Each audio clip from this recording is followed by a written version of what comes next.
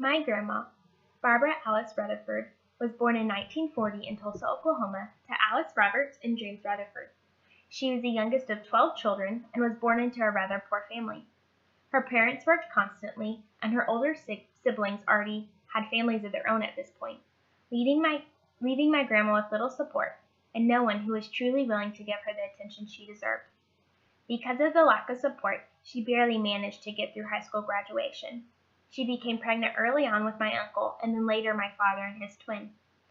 When I asked her to recall an influential event in her life, she remembers a time as a single mom raising 3 boys, all on her own. Her friend at work at this point had been trying to convince her to go to the bar with her on a weekend. At this point, my grandma wanted to change the way she lived, so getting down on her knees on the kitchen tile, she cried out to God like never before, asking him if he would help her.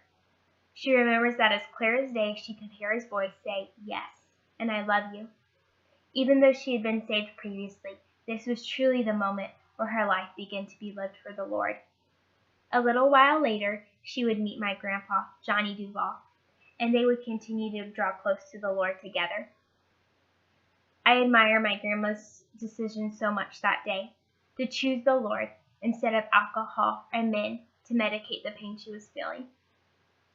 Her decision that day directly has impacted my faith, because it ultimately planted a seed in my dad, who would later become a Christian as a young man, and who has helped me in my faith since I was a little girl. My grandpa, Johnny Duval, was born in 1946 in Tulsa, Oklahoma, to Era Riddle and Marvin Duval. He was the middle child of only 5 children. A major event in his life occurred after he graduated high school in May of 1965. In this day and age, if you were a young man who just graduated high school, you would most likely be drafted and placed in whatever branch they chose. So, in order to avoid this, my grandpa enlisted so that he could choose the Army and pursue aviation.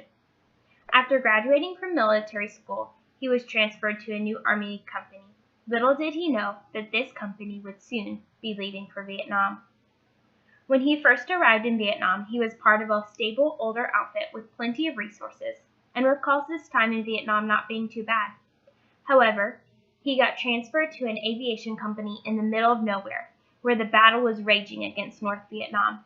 In fact, the North Vietnamese military tried to overrun my grandpa's compound twice, but both times the U.S. Army defeated them. My grandpa was in Vietnam a year and then came home.